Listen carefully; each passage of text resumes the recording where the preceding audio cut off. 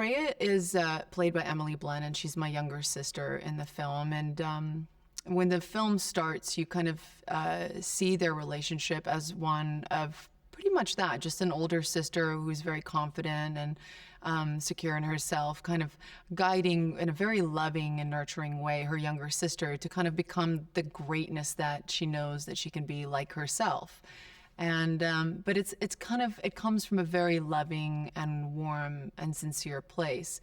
And to kind of then see that relationship deteriorate because of manipulation in order to get things that Ravenna wants from her that she can't get in a very brutal way, the relationship starts to break down, and it's quite devastating to watch. Power for Ravenna is and will be everything forever and ever. For her, it's the air that she breathes, it's the water that she needs, it's the food that she eats. It's essentially, I don't think she would want to live without it. I think she's one of those people who could never even wrap her head around the idea of not being the strongest, not being the most powerful, not owning the world, not being able to control. I don't think she would even know how to survive in a world where she's not those things. So for her, her ultimate survival comes from the need, this desperate need to have power.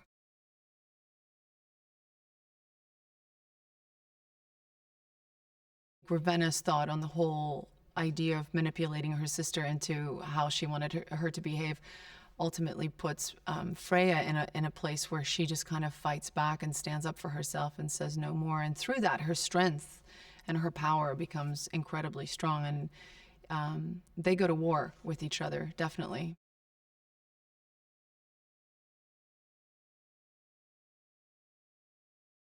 To work with two women who on their own individually over their careers have inspired me. Their work has just absolutely, for me, raised the bar in so many ways. To be able to stand on the same working space with them, it just makes you want to be better and work harder. And it's a joy to do it around them.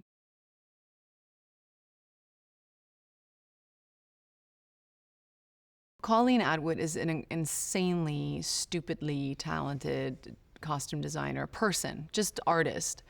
And I've been so lucky to have done a couple of movies with her now, and kind of feel like I grew up with her in my career.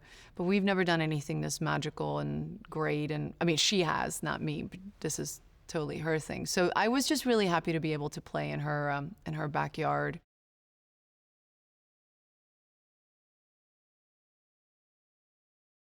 Honestly, we'll do anything with Chris. I will make a movie about growing lettuce with Chris. I just think the world of him. I think he's an extraordinary talented actor, and I think he's one of the best. He's a good guy. He's just a good guy, good father, good energy. He's just one of those people that, Michael Caine said to me years and years and years ago. He's like, Charlize, when you're 80 and you're lying on your deathbed, you will not remember what this movie made at the box office. You will not remember, you'll remember the experience. And Chris is one of those people that I know when I'm 80 lying on my deathbed, I will think of the experience that I had making movies with Chris, because he's that kind of guy. This film really is a struggle between characters that are very, very different, but the struggle of, the classic fairy tale conflict of good and evil, but also that there's complexities within that, and the understanding of revenge when it's justified by pain.